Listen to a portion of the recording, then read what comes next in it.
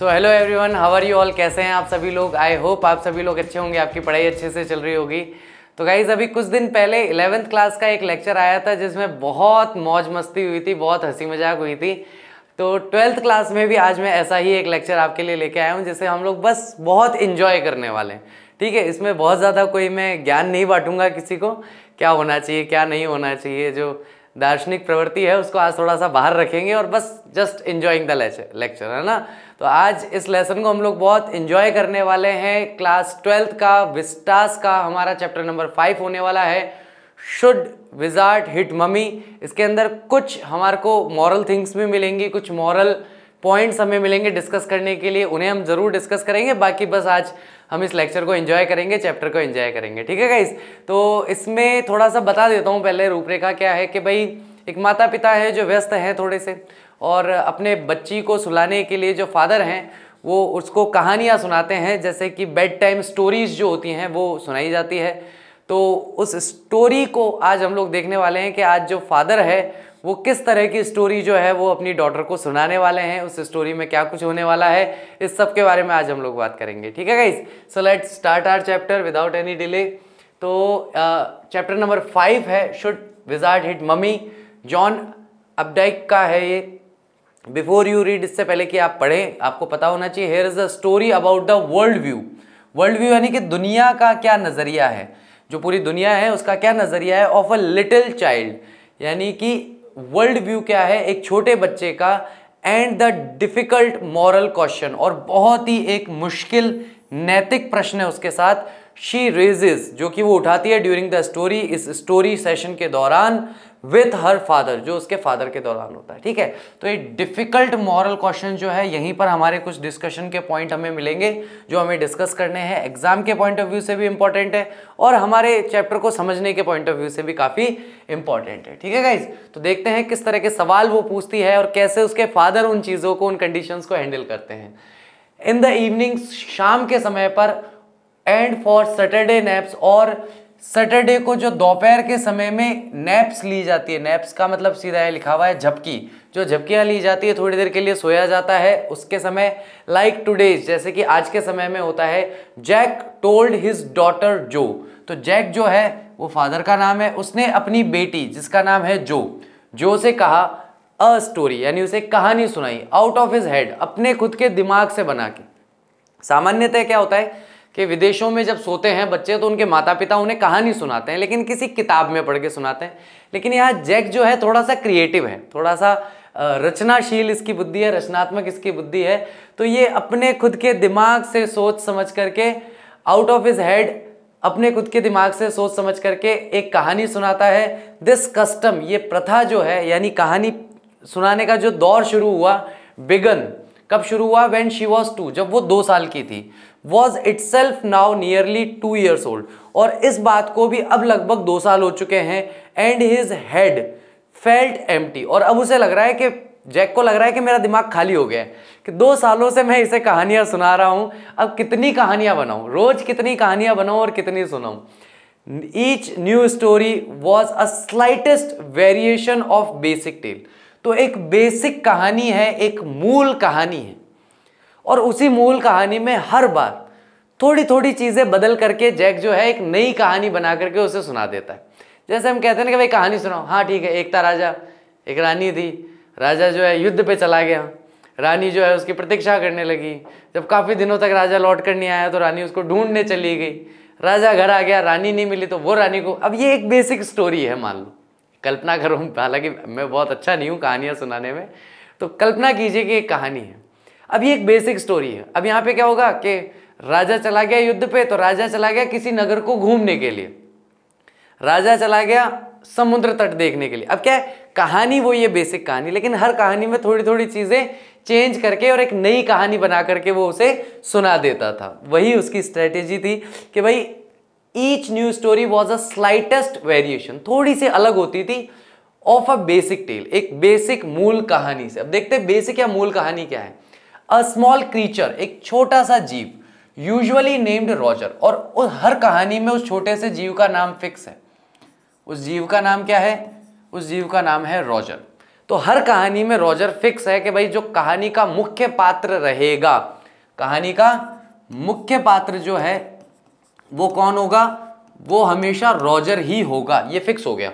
जैसे कि एक बार हो गया रॉजर फिश, रॉजर नाम की फिश, रॉजर स्क्विरल एक गिलहरी, या फिर चिपमक, चिपमक जो है वो उत्तरी अमेरिका में पाई जाने वाली गिलहरी का नाम है, या उसको इस नाम से पुकारा जाता है चिपमक के नाम से, तो चिपमंक हो गया। हैड सम प्रॉब्लम, और उससे जो ये जो जीव है, जो रॉजर है, इसे कुछ ना कुछ प्रॉब्लम रहती है। And went with it to the wise old owl, और उस समस्या को लेकर के वो एक वृद्ध बूढ़े से उल्लू के पास जाता है अपनी समस्या बताने के लिए। यानी कि रॉजर चाहे फिश है, चाहे स्क्विरल है, चाहे चिपमंक है, ये रॉजर जो है इसको हर कहानी में कुछ ना कुछ समस्या रहेगी, और अपनी उस समस्या को लेकर के ये कहाँ चला जाएगा, ये जाएगा वाइस यानी कि बुद्धिमान और बूढ़े उल्लू के पास। द ओल्ड टोल्ड हिम, और उल्लू जो है वो हर बार हर कहानी में उसे कह देता है गो टू द विजार्ड, कि तुम एक काम करो जादूगर के पास चले जाओ, वो तुम्हारी समस्या का समाधान कर देगा। तो यहाँ पर बेसिक स्टोरी क्या है, रॉजर, उसको हर कहानी में कोई ना कोई समस्या है, हर कहानी में कोई ना कोई प्रॉब्लम है, वो अपनी प्रॉब्लम लेकर के उल्लू के पास जाता है। उल्लू उसे कहता है कि भाई तुम जादूगर के पास चले जाओ, विजार्ड के पास चले जाओ, वो तुम्हारी प्रॉब्लम सॉल्व कर देगा। And the wizard performed a magic, और विजार्ड जो है वो एक जादू करता है, मैजिक परफॉर्म करता है, स्पेल, मैजिक स्पेल का मतलब होता है जादुई मंत्र, आबरा का डाबरा टाइप कुछ पढ़ता है वो, दैट सॉल्व द प्रॉब्लम, और उससे वो प्रॉब्लम जो है वो सॉल्व हो जाती है। Demanding in payment a number of pennies, और निश्चित कोई एक संख्या है, पेनी, पेनी क्या है, एक तरह की मुद्रा है, करेंसी है, ठीक है, जैसे हमारे यहाँ रुपया है, तो कुछ रुपए मांगता है उससे निश्चित, greater than the number that Roger creature had, और हमेशा अगर उसके पास 100 पेनीज है तो ये मांगेगा 110, उसके पास 5 पेनीज है तो ये मांगेगा 10। तो हमेशा जितनी भी रॉजर के पास, रॉजर नाम का ये जो क्रीचर है, चाहे वो फिश हो चाहे कुछ भी हो, इसके पास जितने पैसे हैं हमेशा उससे बढ़ा के मांगता है कि भैया तुम एक काम करो, तुम्हारे पास कितने हैं, उससे बढ़ा करके बता देता है कि इतने पैसे मुझे चाहिए, मैंने तुम्हारा काम कर दिया, तुम्हारी प्रॉब्लम सॉल्व कर दी है।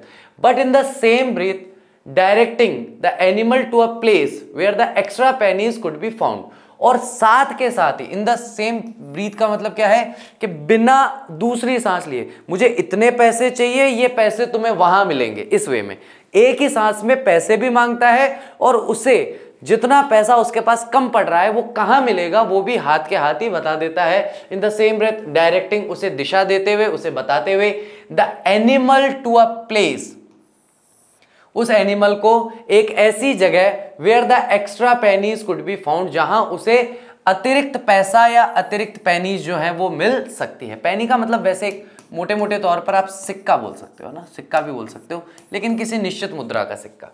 Then Roger was so happy, तो रॉजर ये सुन के बहुत खुश हो जाता है। ही प्लेड मैनी गेम्स, उसने कई सारे गेम्स खेले हैं विद अदर क्रीचर्स, दूसरे क्रीचर्स, दूसरे प्राणियों के साथ। And went home to his mother, और वो खेल कूद करके अपनी माँ के पास चला जाता है जस्ट इन टाइम, समय समाप्त होने से पहले ही, to hear the train whistle, ताकि रॉजर जो है घर जा करके और ट्रेन की विसल सुन सके। यानी कि भी हम कहानी में ही चल रहे हैं कि वो रॉजर जो है वो पैसा लाके दे देता है उसको, फिर दूसरे क्रीचर्स के साथ खेलता कूदता है और फिर अपने घर चला जाता है अपनी माँ के पास, टाइम पर पहुंच जाता है। टाइम पर क्यों पहुंचना चाहता है? क्योंकि रेलगाड़ी की सीटी सुनना उसे पसंद है।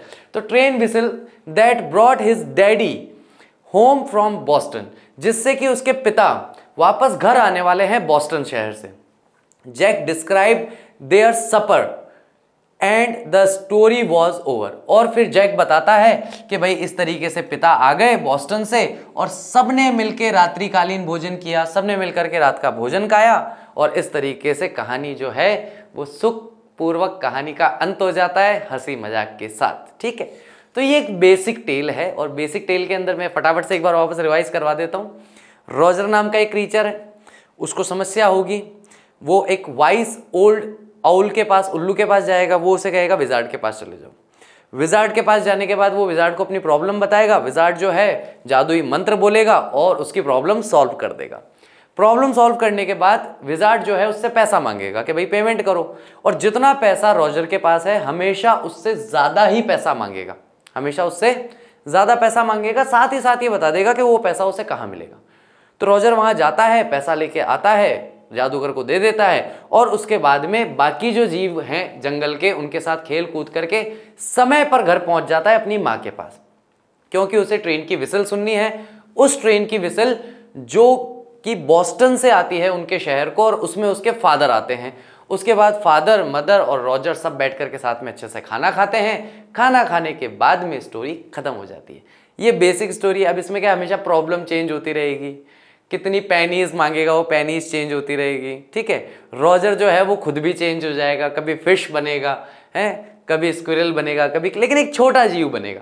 बट ऐसा नहीं कि रॉजर कभी हाथी बन जाएगा, कभी जिराफ बन जाएगा, ऐसा बड़ा जीव नहीं, छोटा। छोटे जीव जो है बच्चों को क्यूट लगते हैं, बड़े प्यारे लगते हैं छोटे जीव। आप उनके सामने कहानी सुनाओ कि एक रॉजर था, है ना, और वो रॉजर जो है वो एक खूंखार शेर था, तो बच्चा उस रॉजर से कभी कनेक्ट ही नहीं कर पाएगा।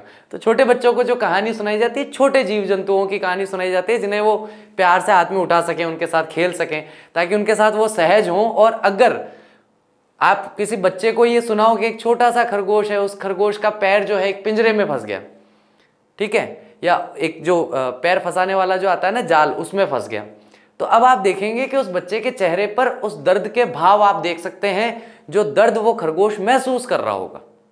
लेकिन आप इसकी जगह कहिए एक हाथी फंस गया, तो वो हाथी की जगह अपने आप को कभी इमेजिन नहीं कर पाते। लेकिन छोटे होते हैं ना, तो छोटे जीव जंतुओं के साथ उनका बड़ा लगाव होता है ना, तो इसलिए यहाँ पर हमेशा ये एक बेसिक स्टोरी है, इस तरीके से स्टोरी खत्म होती है। वॉकिंग हिज वे, आगे बढ़ते हुए, थ्रू हिज स्कीम, अपनी योजना पर, वॉज स्पेशली फटीगिंग, जो कि पूरी तरीके से थकाऊ हो चुका है अब, क्योंकि हर सैटरडे को इसी तरह की कहानी बनाना और सुनाना, तो अब 2 साल से अगर कोई व्यक्ति एक ही काम कर रहा है तो वो भी ऊब जाता है। तो फादर जो है वो बहुत ऊब गया है। Because John never fell asleep in naps any more, क्योंकि पहले जो है, जो बेटी का नाम है ना, तो ये जो बेटी है वो पहले तो कहानी सुन के सो जाती थी, लेकिन अब वो, और मतलब अब ऐसा समय आ गया था कि वो कहानी सुनकर सोती नहीं थी। अब क्योंकि उसकी प्रवृत्ति ऐसी हो गई है, जो कि देखो मैं कहानी में थोड़ा आगे जा रहा हूँ, आई एम सॉरी, माफ कर देना, आगे का बता रहा हूँ। तो जो है उसका नेचर थोड़ा ऐसा हो गया है कि अब वो बड़ी जिज्ञासु है, हर चीज़ को लेकर सवाल पूछती है। तो जब वो आदमी सवाल पूछेगा, सोचेगा, समझेगा, कहानी को एंजॉय नहीं करेगा, तो सोएगा कहाँ से? उसका दिमाग तो पूरा एक्टिव मोड में है। तो जो के साथ भी यही प्रॉब्लम है कि वो सवाल पूछेगी बीच बीच में, और बड़ी देखना इरिटेशन होगी। आप भी सोचो कि आप कहानी सुना रहे हो और कोई आपसे सवाल पूछता रहे बीच बीच में। इसलिए रिकॉर्डेड वीडियो अच्छा है, लाइव में तो सर हमारा नाम ले लो से ही काम बहुत ज़्यादा बिगड़ जाता है। Never fell asleep in naps, अब वो नहीं सोती थी अब और ज़्यादा। And knowing this made the right seem futile, और इसकी वजह से ये जो राइट है, ये जो परंपरा चली आ रही है कहानी सुनाने की, ये ऐसा लगता है कि ये बेकार हो गई। क्योंकि बच्चों को कहानी सुनाई जाती थी कि कहानी सुनेगा, सुनते सुनते सो जाएगा, लेकिन जो की कंडीशन तो अब ऐसी है कि वो कहानी सुनती है और सोती ही नहीं। तो ऐसा लगता है कि बेकार है, अब कहानी सुनाने का कोई फायदा नहीं है, व्यर्थ है। The little girl, not so little any more, the bumps her feet made under the covers were halfway down the bed, their big double bed that they let her be in for naps, and when she was sick had at last arranged herself। ठीक है, तो ये छोटी सी बच्ची जो कि बहुत ज़्यादा छोटी नहीं रही, वो उछल के और अपने पैरों पर खड़ी हो जाती है और अपने बिस्तर से बाहर निकलने का प्रयास करती है और बेड से आधी नीचे लटक जाती है। देयर बिग डबल बेड, जो उनका बड़ा सा डबल बेड है, जो कि उन्होंने तैयार किया है अपने बच्चों के दोपहर के सोने के लिए, नैप्स के लिए। And when she was sick, और जब कभी वो बीमार थी, हैड एटलीस्ट अरेंज्ड हरसेल्फ, तो अपने आप को कम से कम व्यवस्थित रख सके। And from the way her fat face deep in the pillow shown in the sunlight shifting through the down shades. तो यहाँ पर क्या है कि उसके बिस्तर का बताया जा रहा है कि बड़ा सा बिस्तर है, डबल बेड का बिस्तर है, सूरज की रोशनी आती है जो उसके चेहरे पर पड़ती है, सीधा पिलो जो है उसके मोटे से चेहरे से दब जाता है। फैटी फेस बोला ना, फैट फेस, तो मोटा या भारी फेस जो है वो उसके पिलो में, उसके तकिए में दब जाता है। बहुत सॉफ्ट और बड़े से पिलो हैं उसके, ठीक है, पिलो से। तो वहाँ से जो सूरज की रोशनी है वो उसके कमरे में आती है, तो वहाँ से वो उछल के अपने बेड से खड़ी हो जाती है। It did not seem fantastic that some magic world occur and she would take her nap like an infant of 2। तो ये कोई ऐसा कल्पना जैसा प्रतीत नहीं होता है कि कुछ ऐसा जादू हो जाए कि वो बस बिल्कुल जाकर के चुपचाप सो जाए जैसे कि कोई 2 साल का शिशु या 2 साल का इन्फेंट सोता है। तो यहाँ पे क्या है कि जैक जो है वो अपनी पीड़ा बता रहा है। अगर आपके घर में छोटे बच्चे होंगे तो आप लोग समझ सकते हैं, आपके घर में मतलब भैया भाभी के या ऐसे रिलेटिव में किसी के छोटे बच्चे हों और कभी आपको देखना हो कि उनके माता पिता का वास्तविक संघर्ष क्या होता है। तो नींद के साथ फादर सुबह जल्दी उठते हैं, ऑफिस जाते हैं, दिन भर ऑफिस का काम, लेट घर आना, जैसे तैसे 10, साढ़े 10, 11 बजे तक थक हार करके ऑफिस का काम खत्म करके सोने जावे। नींद आते के साथ ही 5 से 15 मिनट में पह पह पह चालू हो जाती है बच्चों का रोना। अब कौन संभाले? सामान्यतः पुरुषों को लगता है कि भाई महिलाओं का ये वो है उत्तरदायित्व है, उनको संभालना चाहिए, लेकिन महिलाओं को भी एक समय के बाद लगता है, क्योंकि 2 साल हो गए ना महिलाओं को तो संभालते हुए, तो उसके बाद महिलाओं को लगता है कि मैं अकेली क्यों संभालूं, आप भी संभालो। अब वो बेचारा दिन भर का थका हुआ आए और वो कहे कि देख जो तेरा हाथ जोड़ू यार सो जा, और वो कहे नहीं कहानी सुनाओ, चल कहानी भी दिल पे पत्थर रख के आदमी कहानी सुना दे, चल कहानी सुन ले फिर तो सो जा। अब कंडीशन ये है वो कहानी सुन के भी नहीं सोती। तो यहाँ और कुछ नहीं है, जैक जो है वो अपनी पीड़ा बता रहा है, अपना दर्द व्यक्त कर रहा है कि ऐसा क्यों नहीं हो सकता, मतलब इतनी कोई बड़ी मैजिकल बात थोड़ी है अगर वो बिल्कुल 2 साल के बच्चे की तरह चुपचाप जाके सो जाए तो।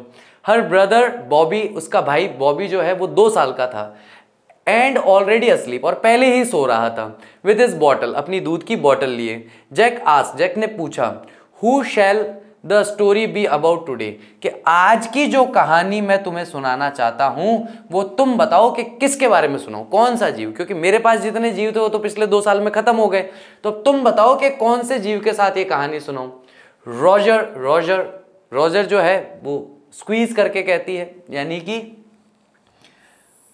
स्क्वीज करके, यानी कि अपनी आंखों को बंद करके स्माइल करके और बहुत ही खुश होकर के कहती है कि आज की कहानी मुझे रॉजर के बारे में सुनाइए। तो वैसे भी कहानी रॉजर के बारे में ही चलती है। To be thinking she was thinking, smile to be thinking she was thinking, और इस तरह से स्माइल करती है जैसे कि वो विचार कर रही हो। Her eyes opened her mother's blue, यानी कि उसकी माँ की परेशानी को देखते हुए उसकी आंखें खुल जाती है। स्कंक शी सेड फर्मली, और वह दृढ़ता से कहती है कि आज की कहानी किसके बारे में होनी चाहिए, जो क्या बताती है, स्कंक के बारे में हमारी कहानी होनी चाहिए। ये है भैया जीव आपके स्कंक, ठीक है। मैं मोटे मोटे तौर पर इसे जिससे कंपेयर कर पाता हूं ना, एक तो नेवले से कंपेयर कर पाता हूं, और एक और जीव आता है जिसको हम कहते हैं उदबिलाव, है ना। एक उदबिलाव होता है जो कीचड़ में रहता है, उससे भी अपन इसे कंपेयर कर सकते हैं। तो मैं इन 2 जीवों से स्कंक को अच्छे से कंपेयर कर पा रहा हूं। अ न्यू एनिमल, एक नया जानवर। They must talk about skunks at nursery school. Skunk का नाम सुनते ही यहाँ जैक को लगता है कि इसके स्कूल के अंदर किसी ने इसको स्कंक के बारे में बताया होगा, इसीलिए कह रही है भाई स्कंक पे कहानी सुनाओ नर्सरी स्कूल के अंदर। Having a fresh hero momentarily stirred Jack to creative enthusiasm, all right. लेकिन आज उसके पास एक नया फ्रेश हीरो था। स्कंक जो है उसके बारे में पहली बार कहानी सुनाने वाला था वो।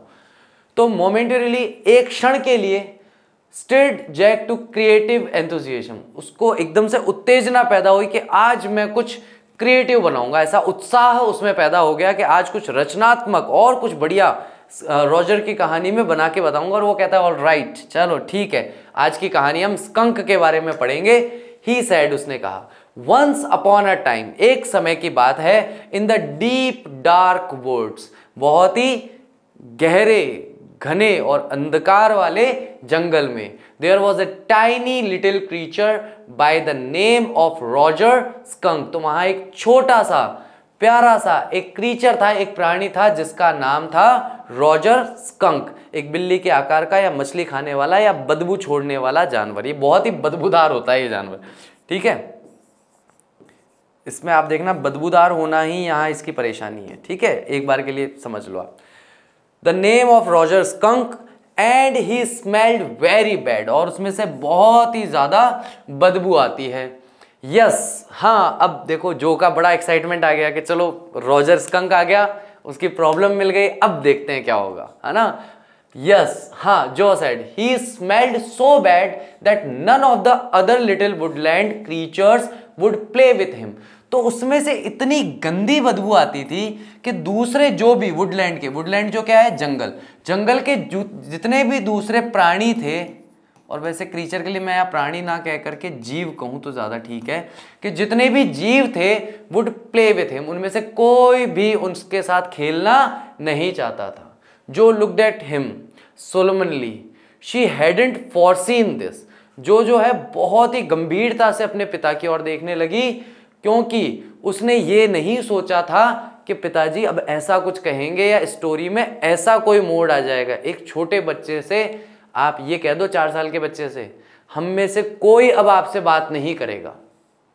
अब उसकी चाहे जो बदमाशी चल रही हो, जो शैतानी चल रही हो, 1 सेकंड के अंदर बिल्कुल सीधा सूट होके खड़ा हो जाएगा। हैं, क्या हो गया? मतलब इतना शरीफ बन जाएगा जितना शरीफ वो पैदा होते टाइम भी नहीं था। बच्चों के लिए खेलने वाले साथियों का ना होना उनके जीवन की सबसे बड़ी समस्या है। आज हमारे जीवन में तो कोई खेलने वाला साथी हो नहीं हो, ठीक है, फ़ोन में कुछ गेम ही खेल लेंगे, ठीक है। तो यहाँ पर क्या है कि वो बिल्कुल गंभीर हो गई, और उसने अब, मैंने क्या कहा, बच्चे जो हैं छोटे जीव में खुद की कल्पना करते हैं। अच्छा, कोई उसके साथ नहीं खेलना चाहता था। अब यहाँ पर जो सोच रहे, मान लो मेरे से भी ऐसा हो कि मेरे में से स्मेल आए, और जितने मेरे फ्रेंड्स हैं और सबके साथ मैं खेलती हूँ, उनमें से कोई मेरे साथ ना खेलना चाहे तो सीधी जो 1 सेकंड में वहाँ पहुँच गई। Whenever he would go out to play, जब कभी भी वो बाहर जाता था खेलने के लिए, स्कंक, जैक कंटिन्यूड विथ जेस्ट, और जैक जो है अपनी बात को उत्साह के साथ आगे बढ़ाते जाता है, रिमेंबरिंग सर्टेन, लेकिन कुछ चीजें याद रखते हुए, just remembering certain humiliations of his own childhood. ये एक जैक के बारे में कुछ बताया गया है ना, इस चीज को समझिए कि जैक जो है अपनी बात को कंटिन्यू करता है, आगे उत्साह के साथ कहता जाता है, अपने खुद के बचपन के अपमानों को याद करते हुए। यानी कि कहीं ना कहीं ये जो लाइन है ये सजेस्ट करती है कि जैक के साथ बचपन में ऐसा हुआ है कि वो लोगों के साथ खेलना चाहता था, और लोग किसी भी कारणवश, चाहे उसके लुक्स की वजह से, चाहे उसके व्यवहार की वजह से, किसी भी कारण से, हम यहाँ केवल कल्पना कर रहे हैं, चैप्टर में हमें कोई इसका वो नहीं मिलेगा, पॉइंट नहीं मिलेगा, या कोई भी अपने को इसका सबूत नहीं मिलेगा, तो प्लीज सबूत मत मांगना। हम बस कल्पना कर रहे हैं कि ऐसा क्या हुआ होगा कि जैक जो है उसके खुद के बचपन में लोग उसके साथ नहीं खेलना चाहते थे, और लोग मेरे साथ नहीं खेलना चाहते, या मुझसे बात नहीं करना चाहते, या मुझसे व्यवहार नहीं रखना चाहते। ये अपने आप में एक अपमानजनक भावना है। मतलब अपने आप को, स्वयं को हम इसमें अपमानित महसूस करते हैं कि यार मैंने ऐसा क्या किया है कि मेरे साथ नहीं खेलना चाहते। तो जैक के साथ भी बचपन में ऐसा होता था, तो उस अपमान को याद करते हुए वह इस बात को आगे कहना जारी रखता है, all of the other tiny animals would cry, और बाकी सारे जो छोटे छोटे जीव हैं वो रोने लगते थे। ओहो, here comes Roger stinky skunk, और रोते हुए या चीखते हुए चिल्लाते हुए उसको कहते थे कि देखो अब आ गया रॉजर बदबूदार स्कंक। बच्चे चिढ़ाते ना एक दूसरे को नाम निकाल निकाल के, तो यहाँ पे छोटे जीव जो है, क्रीचर है, ये भी रॉजर को चिढ़ा रहे, अरे देखो आ गया भैया बदबूदार स्कंक आ गया, ठीक है। तो इस तरीके से कहते हैं, and they would run away, और उससे दूर भाग जाते हैं, भाग जाते थे, वुड है ना, दे वुड रन अवे, उससे दूर भाग जाते थे। And Roger Skunk would stand there all alone, और रॉजर स्कंक जो है वहां अकेला ही खड़ा रह जाता। And 2 little round tears would fall from his eyes, और 2, कितने हैं, 2 गोल गोल आंसू के जो बूंदे हैं वो उसकी आंखों से टपक जाती थी। The corners of Jo's mouth dropped. अब देखो मैं आपको बताता हूं कि इमोजी बना के बताता हूं।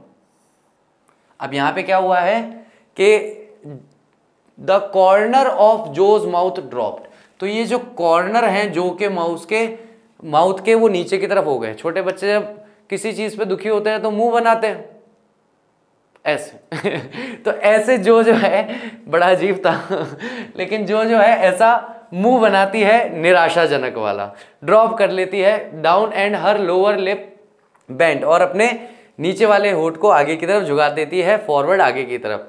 As he traced with a forefinger, जैसा कि फोर फिंगर से निशाना बताया गया है। Along the side of her nose the course of one of Roger Skunk's tears, जैसा कि उसकी नाक से दर्शाया जाता है कि वह रॉजर स्कंक के टीयर्स के बारे में विचार करके और वह अपना मुंह लटका लेती है।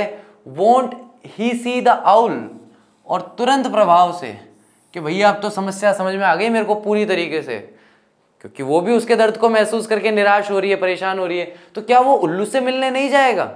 जो को अब बच्चों को सब्र थोड़ी है कहानी का, तो तुरंत प्रभाव से खड़ी हो गई वो, अरे वो उल्लू से मिलने नहीं गया, क्योंकि हर कहानी में बेसिक स्टोरी में क्या था? प्रॉब्लम, उल्लू, विजार्ड, ये था। तो देखो, she asked in a high and faintly roughened voice, उसने बहुत ही ऊंची और हल्की सी कठोर, रफेंट का मतलब क्या है? हल्की सी कठोर आवाज में, अरे वो उल्लू से मिलने क्यों नहीं जा रहा, उल्लू से मिलने क्यों नहीं जा रहा, नाराज होते हुए कि उसको उल्लू से मिलने जाना चाहिए, प्रॉब्लम आ गई उसके सामने, ठीक है। तो थोड़ी सी रफेंड यानी कि थोड़ी सी नाराजगी या कठोर आवाज में वो कहती है, sitting on the bed beside her, और उसके पास में बेड पर बैठ जाती है। जैक फेल्ट द कवर्स टग, और जैक जो है वो हल्का सा जो रजाई जैसा होता है ना, उसको खिंचा हुआ महसूस करता है एट हर लेग्स, उसके पैरों पर। स्विच्ड टेंसली, जो कि बहुत उसके टेंस होने की वजह से ऊपर नीचे हिल रही है। He was pleased with his movement, और वो इसके इस मूवमेंट से प्रसन्न होता है, जैक जो है। He was telling her something true, क्योंकि वो उसे कुछ सच बता रहा था, सच अपने खुद के बचपन का, अपने खुद के जीवन का, ठीक है। कहते हैं ना कि जब कोई कहता है कि मैं मजाक कर रहा था, ठीक है, तो उस मजाक में कहीं ना कहीं सच्चाई छुपी होती है। जब कोई व्यक्ति आपको मनगढ़ंत कहानियां सुना रहा होता है ना, तो उसमें से मुझे पर्सनली ऐसा लगता है कि 70 से 90% चांस होते हैं कि वो आपको अपनी खुद के आप बीती किसी ना किसी रूप में बताने की कोशिश कर रहा है। ये मनोवैज्ञानिक तौर पे है, मैं इसका बहुत ज़्यादा तो नहीं कह सकता कुछ, लेकिन ये है कि अगर मैं आपको कहूँ कि मैं आपको एक कहानी सुना रहा हूँ मुंशी प्रेमचंद की, तो ठीक है, वहाँ तक बात ठीक है, क्योंकि मुंशी प्रेमचंद ने कोई कहानी लिखी है, वो एज इट इज़ मैं आपको सुना रहा हूँ, तो वहाँ कोई इशू ही नहीं है, कोई परेशानी नहीं है, ठीक है। लेकिन अगर मैं आपको कहता हूँ चलो मैं आज आपको एक कहानी सुनाता हूँ, तो समझ लीजिए कि कहीं ना कहीं या तो मेरा उस बात पर पूर्णतः विश्वास है, इसलिए मैंने उस किसी बिंदु पर एक कहानी बना करके आपको सुनाई, और या फिर मेरे जीवन में कभी ना कभी मैंने इस तरह की किसी परिस्थिति को फेस किया है, इसलिए मैंने आपको इस तरह की कोई कहानी सुनाई।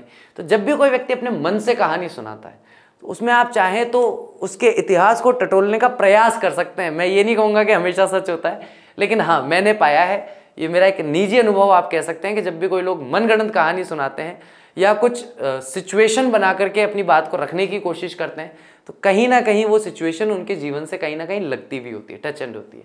तो यहाँ पर यही है कि जैक को बड़ी खुशी हुई ये देख करके, क्योंकि वो कुछ ऐसा बता रहा था उसको जो कि सच था, समथिंग शी मस्ट नो, कुछ ऐसा जो उसे जानना चाहिए था, and had no wish to hurry on. और जैक आज की कहानी में कोई जल्दबाजी नहीं करना चाहता था, वो चाहता था कि इस भाव को, कि किसी को अकेला छोड़ देने का भाव, या किसी को अपने खेलने वाले ग्रुप से बाहर निकाल देने का, या खुद बाहर निकल जाने का जो भाव है, उसको जो अच्छी तरह से महसूस कर पाए, अच्छी तरह से समझ पाए। But stair down a chair scraped and he realise he must get down to help clear paint the living room woodwork. लेकिन नीचे, सीढ़ियों के नीचे यानी कि ग्राउंड फ्लोर से चेयर के खसकने की आवाज आई, और उसे महसूस हुआ कि उसे जल्दी नीचे जाना पड़ेगा। क्लेयर, जो कि कौन है? जैक की पत्नी है, तो उसे क्लेयर की मदद करने जानी है, क्योंकि लिविंग रूम में जितना भी फर्नीचर पड़ा है उस सबका लकड़ी वाला जो हिस्सा है उस पे पेंट का काम कर रही है कौन? नीचे क्लेयर। और बाबूजी यहाँ पर बेटी को कहानी सुना रहे हैं, तो पिताजी तो कहानी सुना रहे हैं और माँ नीचे पुताई में लगी पड़ी है, ठीक है। तो वुडवर्क, जो लकड़ी का जितना भी कार्य हुआ है लिविंग रूम में, उस सब पर क्लेयर जो है पेंट का काम कर रही है। तो उसे जैसे ही कुर्सी खसकने की आवाज आती है उसे महसूस होता है कि मुझे जल्दी नीचे जाना चाहिए। Well he walked along very sadly, खैर वो आगे बढ़ता है बहुत sadly, and come to a big tree. अब यहाँ पे बात आ गई है रॉजर की। रॉजर आगे जाता है और एक बड़े से पेड़ के पास आता है, and in the tip top, उसके कोटर के अंदर, जैसे यहाँ पे होता है ना, यहाँ पे बना हुआ होता है पक्षियों का जो घोंसला होता है वो, ऑफ द ट्री, ट्री के अंदर देयर वॉज एनर्मस, बहुत बड़ा, वाइस ओल्ड ओल, वाइस ओल्ड ओल, तो वहां पर एक बहुत बड़ा बुद्धिमान और वृद्ध उल्लू जो है वो रहता था।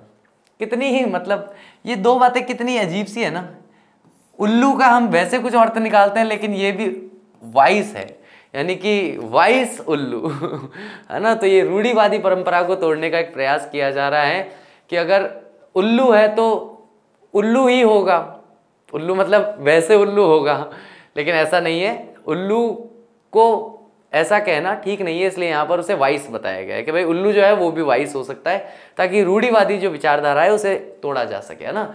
गुड, अब यहाँ पर जाकर के जो खुश हुई है, गुड, बढ़िया, अच्छा वो वहाँ पहुँच गया, अब उसको वहाँ से आगे भेज दिया जाएगा। Mister owl, Roger skunk said, Roger skunk कहता है, all the other little animals run away from me because I smell so bad.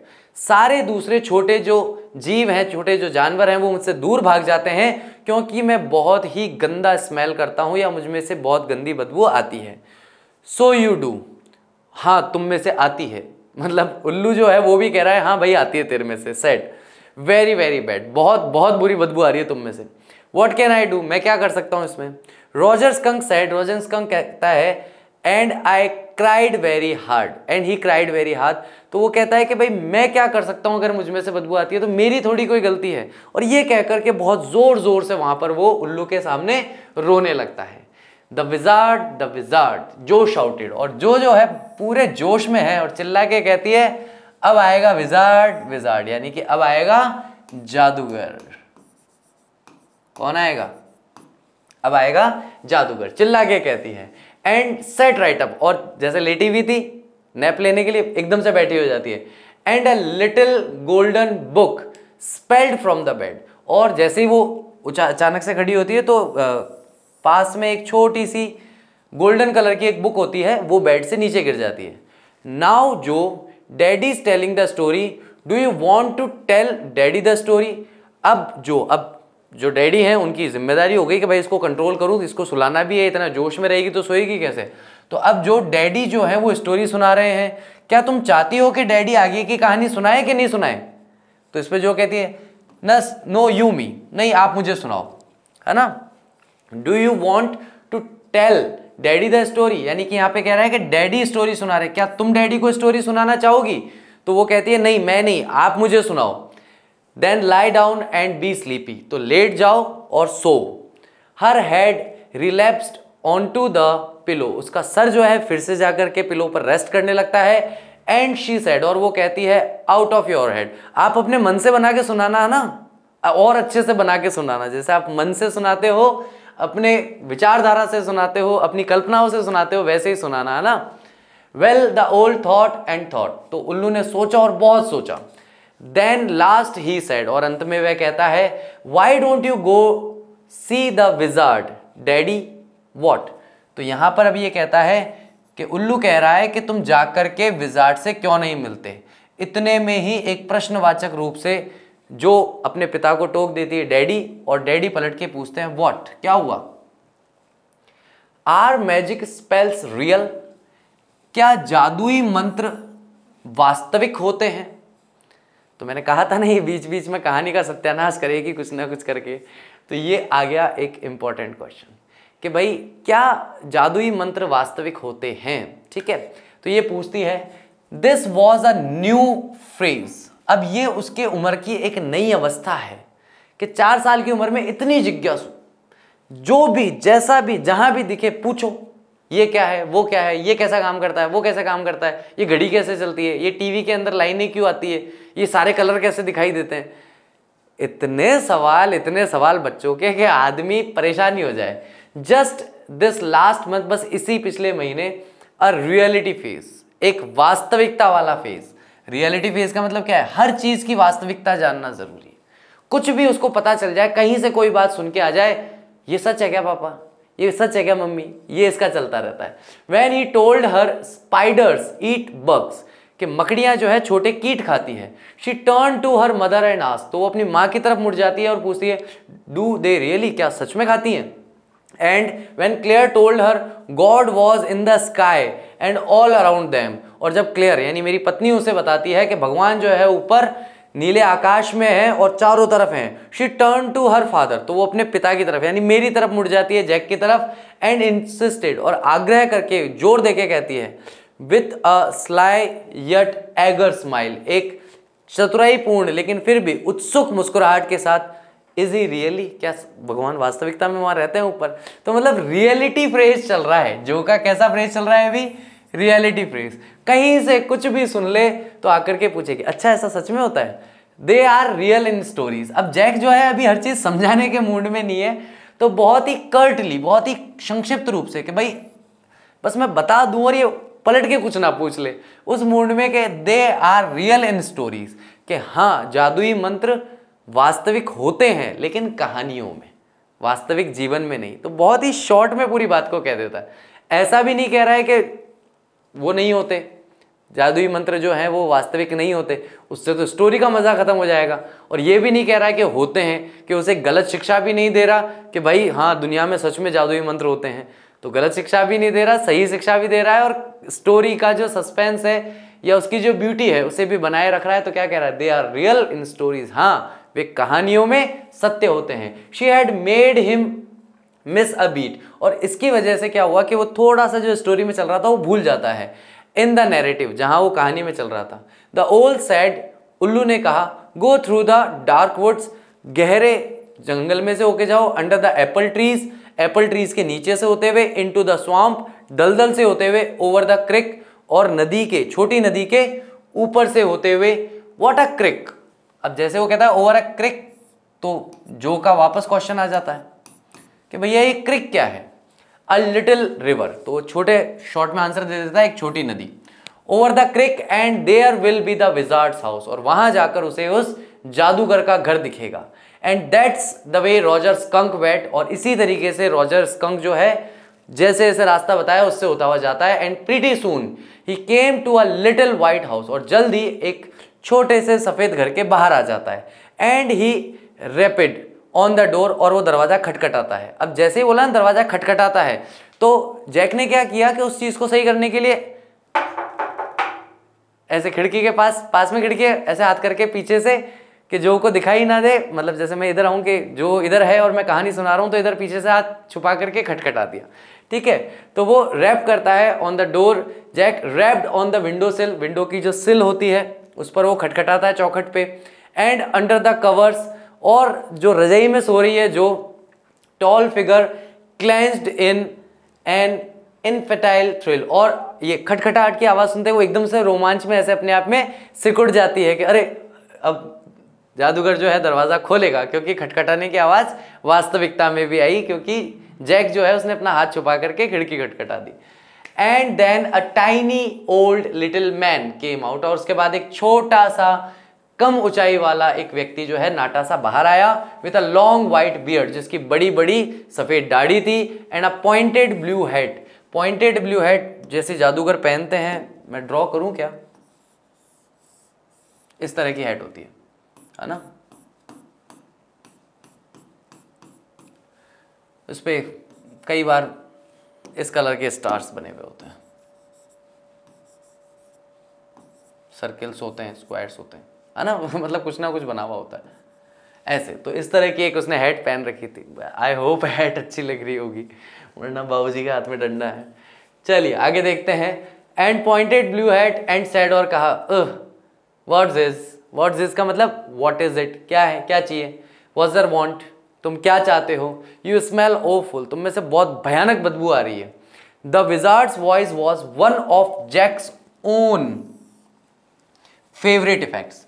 तो अब जब भी विजार्ड आता है और विजार्ड बोलता है तो जैक जो है अपनी खुद की आवाज को बनावटी बना लेता है, वो यू वांट, इस तरीके से करके कि भाई वो उससे वो इफेक्ट लगे, उससे लगे कि कोई और बोल रहा है। अब तक तो रॉजर बोल रहा था ताकि उसकी आवाज रॉजर से अलग हो जाए।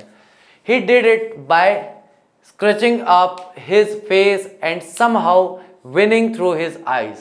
वो ऐसा इससे करता है कि अपने चेहरे को सिकोड़ के हल्का सा ऊपर कर लेता है जैक जो है खुद, और थोड़ी सा गुस्सा दिखाते हुए बात करता है अपनी आंखों से, विच फेल्ट फॉर द इंटरवल र्यूमी, ताकि थोड़ा सा ऐसा लगे कि यार, ऐसा लगे कि जो विजार्ड है वो आराम कर रहा था और आकर के किसी ने उसके आराम में खलल डाल दिया हो, ताकि वो चीज वास्तविकता में महसूस हो सके। He felt being an old man suited him, और उसने कई बार ऐसा महसूस किया है जैक ने कि एक बूढ़ा आदमी बनना उसे सूट करता है। आई नो इट, मैं ही जानता हूं। Roger skunk send, Roger Skunk जो है उसने कहा, and all the little animals run away from me, और सारे छोटे छोटे जो जानवर हैं मुझसे दूर भाग जाते हैं। द एनर्मस वाइस ओल्ड सेड, उस बड़े से महान जो वाइस ओल है उसने कहा था, यू कुड हेल्प मी, तुम मेरी मदद कर सकते हो, तुम मेरी सहायता कर सकते हो। अच्छा, वेल मे बी, हाँ खैर हो सकता है मैं कर सकता हूँ। कम ऑन इन, चलो अंदर आ जाओ। डोंट गेट टू क्लोज, लेकिन मेरे बहुत ज्यादा पास मत आना, तुम में से बहुत बदबू आ रही है। नाउ इनसाइड, अब अंदर, जो there were all these magic things, अब उसके जब घर में जाता है तो चारों तरफ उसे सारी मैजिक वाली चीजें दिखाई देती है, ऑल जम्बल्ड, सो सब इधर उधर बिखरी भी पड़ी है, together in a big dusty heap, जो बड़े से एक ढेर की तरह जमाई हुई है। Because the wizard did not have any cleaning lady, क्योंकि विजार्ड के पास कोई भी क्लीनिंग लेडी नहीं है। वाई, अब वापस जो का क्वेश्चन आ गया, क्यों नहीं है भाई, वाई क्यों? बिकॉज ही वॉज विजार्ड, क्योंकि वो एक जादूगर था, and a very old man, और एक बूढ़ा व्यक्ति था, इसलिए उसके पास नहीं थी कोई cleaning lady. Will he die, क्या वो मर जाएगा? तो अब कहानी तो सुनाने थे भाई आगे, लेकिन वापस जो की जिज्ञासा आ जाती है कि विल ही डाई, क्या वह मर जाएगा? नो, नहीं, विजार्ड्स डोंट डाई, विजार्ड्स जादूगर नहीं मरते हैं।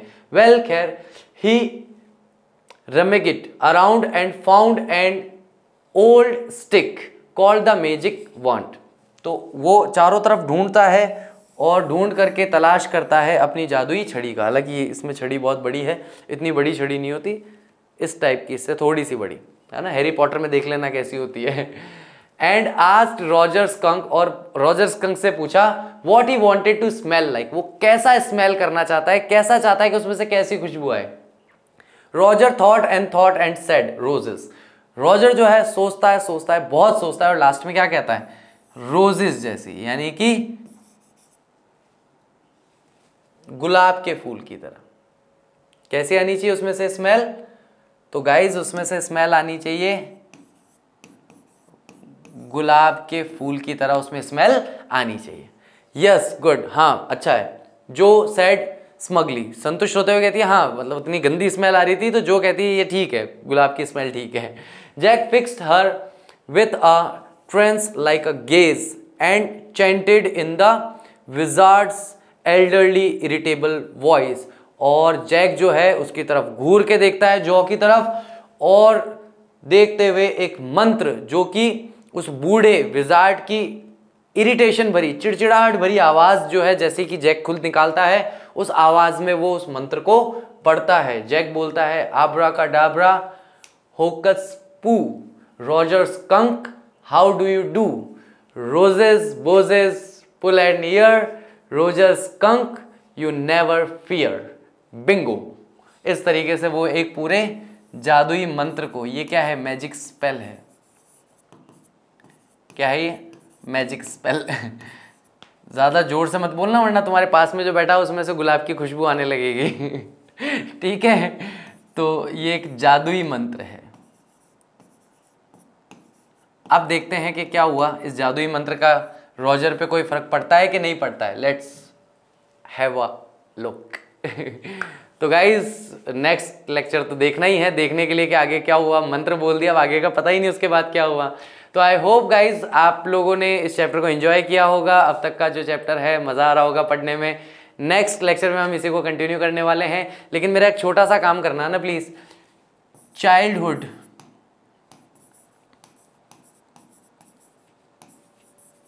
फियर्स, जैसा कि जैक का है, क्या आपके साथ कभी ऐसा हुआ है कि आप किसी ग्रुप के साथ बैठे हैं, बात करना चाहते हैं और लोग आपको इग्नोर कर रहे हैं? क्या कभी ऐसा हुआ है कि आप कहीं खेलना चाहते हैं किसी ग्रुप में और आपको मना कर दिया गया खेलने के लिए? वो भावना कैसी होती है और एक 12वीं कक्षा के विद्यार्थी को उस भावना से ऊपर उठ करके किस तरह का व्यवहार करना चाहिए, है ना। एक तो ये भावना कैसी है, किसी भी इंसान के जीवन पर कितना गहरा प्रभाव डाल सकती है, और अगर आपके साथ ऐसा हुआ है तो आप वो शेयर कर सकते हैं और उस पर आप पर उसका क्या प्रभाव पड़ा वो बता सकते हैं। और एक 12वीं कक्षा के विद्यार्थी से मैं क्या उम्मीद कर सकता हूं कि कैसे वो इन चीज़ों से ऊपर उठ करके सोच सकता है और अपने जीवन में कुछ बेहतर निर्णय ले सकता है। सो गाइज, आई होप आज का लेक्चर आप लोगों ने एंजॉय किया होगा। Thank you very much. I will see you soon in my next lecture.